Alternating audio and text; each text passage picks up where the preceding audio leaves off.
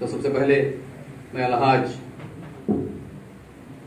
کے نثار احمد صاحب ان کی گل پوشی، شال پوشی اور ایوارڈ پیش کرنے کے لیے میں گزارش کروں گا کہ صدر جلسہ اور تمام حاضرین اسٹیج ان سے گزارش کروں گا ان پہ ایوارڈ پیش کیا جائے۔ تو اس سے پہلے آپ کے متعلق چند جملے میں کہوں گا۔ وعلیکم السلام ورحمۃ اللہ۔ ان کا تعارف پیش کرنے جا رہا ہوں۔ سماعت فرمائے۔ محترم مقام الحاج کے نثار احمد صاحب ابن محترم الحاج کے محمد یعقوب صاحب مرحوم کی ولادت 8 سپٹمبر 1954 عیسوی کو شہر بالہنور میں ہوئی۔ بچپن ہی سے گھر میں دینی ماحول ملا۔ بنیادی تعلیم کی شروعات شہر میسور سے کی اور 1976 عیسوی میں شہر میسور ہی سے BSc کی ڈگری حاصل کی۔ 1978 سے بالہنور میں زراعت کے پیشے میں سرگرم ہونے کے ساتھ ساتھ سیاسی میدان میں بھی ایک فعال لیڈر کی حیثیت سے اپنی شناخت کرائی۔ نامور لیڈروں نے آپ کی خدمات کو سراہتے ہوئے ضلع چکمگلور کی یوتھ کانگریس کے صدر کے عہدے سے نوازا، پھر کانگریس ڈسٹرکٹ ایگزیکٹو باڈی کے ممبر بنائے گئے، PCARD بینک کے ڈائریکٹر کے عہدے پر نامزد ہوئے، گرام پنچایت کے ممبر اور نائب صدر کے عہدے پر بھی فائز رہے۔ آپ جامع مسجد اہل سنت و جماعت بالہنور کے بھی فعال ممبر سیکریٹری کے عہدہ سنبھالتے ہوئے قوم کی فلاح و بہبودی کے لیے کوشاں رہے۔ وقف بورڈ کے ممبر اور دیگر مدارس عربیہ کے ممبر کی حیثیت سے خدمات انجام دے چکے۔ سن 2000 عیسوی میں KMO ایجوکیشن سوسائٹی کے نام سے اپنے بھائی محترم الحاج نواز احمد صاحب کے ساتھ ہولی پرافٹ اسکول صرف 13 بچوں کے ساتھ اس کا افتتاح کیا۔ اس ادارے کی صدر کی حیثیت سے خدمات انجام دے رہے ہیں۔ الحمدللہ آج LKG سے SSLC تک طلبہ و طالبات کی کثیر تعداد اس اسکول سے تعلیم کے زیورات سے آراستہ ہو رہی ہے۔ آپ کی محنت، جانفشانی، خلوص و صبر کا صلہ ہے کہ آج بالہنور شہر میں ایک مسلم ادارہ ترقی کی جانب رواں ہے۔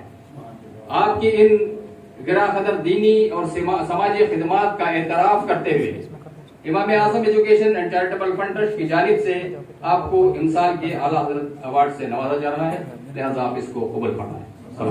نعرہ تکبیر، یا رسول اللہ، یا غوث، عرص اعلیٰ حضرت، نعرہ تکبیر، نعرہ رسالت۔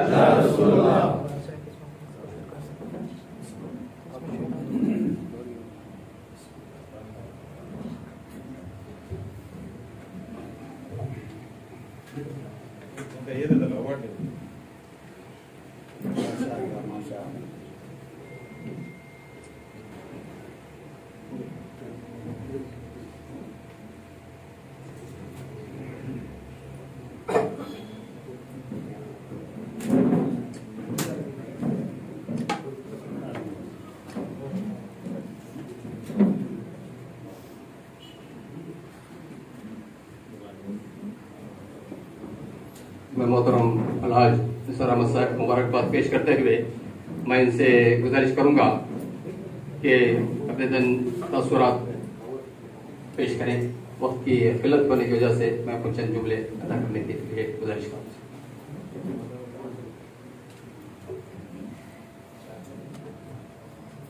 نحمده ونصلي على نبيه الكريم، اما بعد فاعوذ بالله من الشيطان الرجيم، بسم الله الرحمن الرحيم، ان الدين عند الله الاسلام، صدق الله المولانا العظيم، صدق رسوله الكريم۔ سب سے پہلے میں Imam Azam education and charitable fund trust کے ذمہ دار عہدیداروں سے اور تمام ممبروں کا شکر ادا کرتا ہوں جنہوں نے مجھے اس قابل سمجھا اور اس کے اعزاز سے نوازا ہے۔ قابل صدر احترام صدر صاحب، معزز علماء اکرام اور معزز سامعین اکرام، میں جو کچھ بھی ہوں آپ کے سامنے ہوں، لیکن سب سے پہلے ایک شعر عرض کرتے ہوئے میں میرے پیر مرشد کی بارگاہ میں خراج عقیدت پیش کرنا چاہتا ہوں۔ میں کیا تھا میں کیا ہوں میرا حال روبرو ہے، میں کیا تھا میں کیا ہوں میرا حال روبرو ہے، یہ بس میرے پیر مرشد کا کرم ہے۔ سبحان اللہ۔ میں ایک تعلیم میدان سے تعلق رکھتا ہوا ایک آدمی ہوں، ایک انسان ہوں۔ بہت کچھ کہنا چاہتا تھا، لیکن سب سے پہلے ہمارے معزز فضل الحسن صاحب نے وقت کی قید لگا دی ہے، لہذا مجھے اپنی باتوں کو مختصر کرنا ہے۔ صرف چند جملے میں اس غرض سے عرض کرنا چاہوں گا۔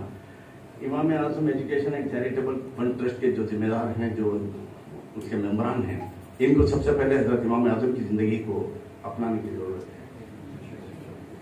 امام اعظم کے بارے میں نے علماء اکرام سے سنا ہے اور پڑھا بھی ہے کہ سرکار عالم صلی اللہ علیہ وسلم کی حدیثوں سے ثابت کیا گیا ہے کہ میری امت میں ایک شخص ایسا پیدا ہوگا جو اگر علم سوریا پر بھی ہوگا، یعنی ہم جو ہمارا ایک یہ جو نظام ہے اس میں سیارے چاند تارے سب ہیں، تو اس میں سب سے دور والا ایک سیارہ ہے جس کا نام ہے نیپچون، اس کو اردو میں سوریا کہتے ہیں۔ تو نیپچون میں بھی اگر علم ہو تو اسے علم کو لا کر کے میری امت کے سامنے رکھ دے گا۔ سبحان اللہ۔ تو میں نے بعد میں اس کے بعد میں بہت اس پر ریسرچ بھی کی، جیسا کہ ہمارے مولانا غلام گیلانی صاحب نے بتایا، تو مجھے پتا چلا کہ احادیث میں جن نشانیوں کا ذکر کیا گیا تھا، جن علامات کا ذکر کیا گیا تھا، وہ 100% حضرت امام اعظم پر فٹ ہوئے۔ تو امام اعظم بہت سارے لوگوں سے میں پوچھتا ہوں امام اعظم کا نام کیا ہے، تو نوجوان ہمارے نہیں جانتے کہ ان کا نام کیا ہے۔ نعمان بن ثابت نام ہے لیکن نہیں جانتے، سب امام اعظم کے نام سے جانتے ہیں۔ اور امام اعظم ایک ہمارا ایک ایسا لیڈر ہے، ایک ایسا ہم ان کے فالوور ہیں جن کی زندگی کو سمجھنا ہمارا اخلاقی فریضہ ہے، لیکن ہم اس سے غافل ہیں۔ آج اس سے اعلیٰ حضرت بنایا جا رہا ہے۔ اب اس سے اعلیٰ حضرت کے موقع پر چند الفاظ میں اعلیٰ حضرت پر نہ کہوں تو یہ ناانصافی ہوگی۔ اعلیٰ حضرت کے جہاں تک میری تحقیق ہے، میں نے جمعہ میں غلام گیلانی صاحب سے سنا تھا کہ 100 پر ان کو واقعیت کی 100 سے، لیکن میری تحقیق کے مطابق میں نے ڈاکٹر حسن رضا خان صاحب کے جو ان کی ذات ریسرچ کی ہے، 63 قسم کے علوم میں وہ ماہر تھے۔ اب کتنے علم تھے وہ الگ، لیکن ماہر جو تھے وہ 63 قسم کے علوم تھے، اور اس علوم میں ہر قسم کا علوم، ابھی آپ نے فرمایا اس کا علم فلکیات، اسٹرانومی یا جیالوجی لیجیے یا کسی بھی سبجیکٹ میں لیجیے، یہ اعلیٰ حضرت کا علم ایسا ہے جس سے کوئی انکار نہیں کر سکتا، جس سے کوئی انکار نہیں کر سکتا۔ آج پوری دنیا ان کے علم کا لوہا مان رہی ہے۔ میں نے ڈاکٹر حسن رضا خان صاحب کی وہ تقریر سنی تھی شاید ہاسن میں، تو انہوں نے بتایا تھا کہ آپ جیالوجی کے ماہر تھے۔ وہ کیسا ہوا؟ کربلا کا واقعہ پیش کر رہے تھے، لوگوں کا اعتراض تھا کہ حضرت امام حسین رضی اللہ تعالیٰ عنہ وہ کربلا نہیں پہنچ پائے تھے 7ویں محرم تک، تو اعلیٰ حضرت نے ثابت کر دیا کہ مدینہ منورہ سے کربلا تک وہاں کی زمین کیسی ہے، زمین کا وہ ڈیفینیشن دیتے گئے، کتنی پتھریلی زمین ہے، کتنی زمین ڈیزرٹ ہے، کتنی سخت ہے، کتنی نرم ہے، ایسا۔ پھر گھوڑوں کی نسل پر آپ نے جب بیان کیا ہے تو اللہ اکبر، ذہن پریشان ہو جاتا ہے۔ وہ گھوڑوں کے نسلوں پر بھی یہ رکھتے تھے، یعنی ان گھوڑے کے نسلوں پر بھی خاصی مہارت تھی۔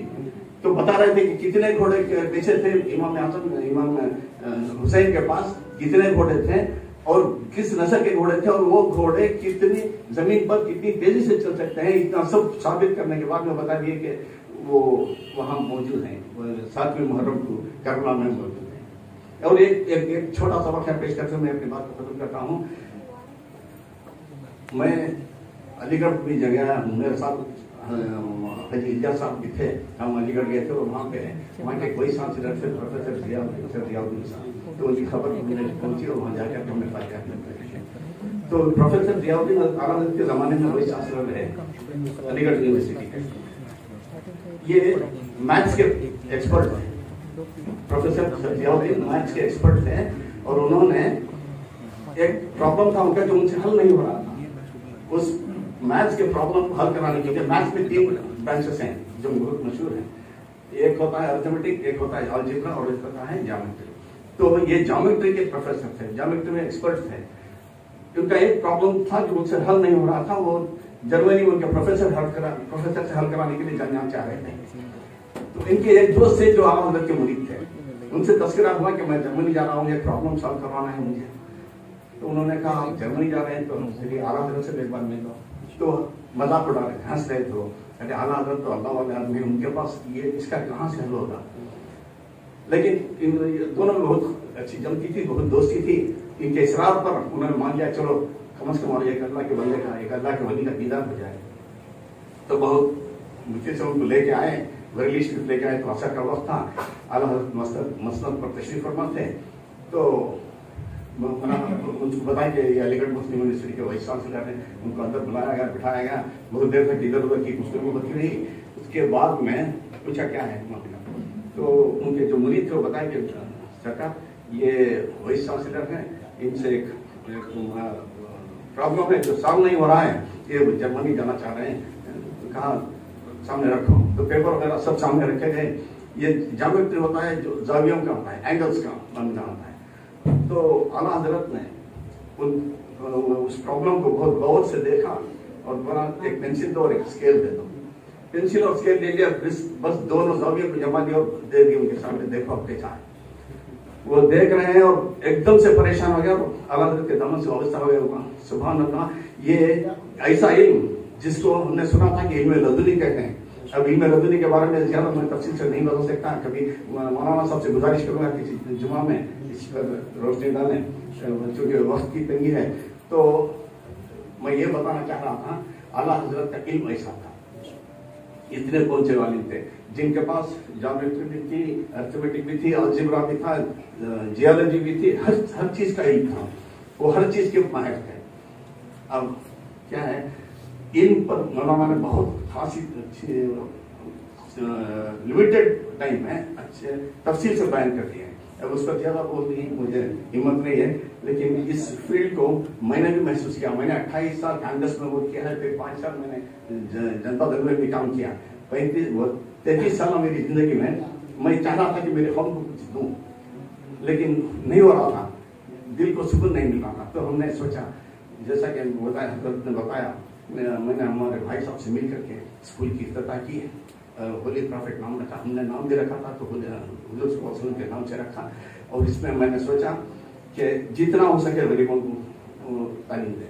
अब हमारे पास बहुत सारे बच्चे हैं, गरीब बच्चे भी हैं, उसमें भी हम उनको उनकी किफायत कर रहे हैं। चंद बच्चों को फीस ले भी रहे हैं, चंद बच्चों को फीस भी माफ कर रहे हैं, उनको किताबें भी दे रहे हैं हमारी ट्रस्ट से, हमारी सोसाइटी से। फिर क्या है, उनको जो कुछ भी देना है, जितना हमसे हो सका हम दे रहे हैं, उनको कोशिश कर रहे हैं। लेकिन क्या है, कौम हमारे साथ देना, ये सबसे अहम काम है। मैं हज़रत से भी गुजारिश करता हूँ, अगर कभी जरूरत पड़ी तो हमें स्कूल में बुला लीजिए। हमारे को या मेरे भाई साहब हो या कोई भी हो, जब भी जरूरत पड़ी हम अपनी तरीके से अपनी कौम की खिदमत के लिए इंशाल्लाह तैयार हैं। और इतना कहते हुए बस मुझे आज जो इस एजाज़ से नवाजा है, मैं आप सबका शुक्र अदा करते हुए अपनी बात करता हूँ। अस्सलाम वालेकुम।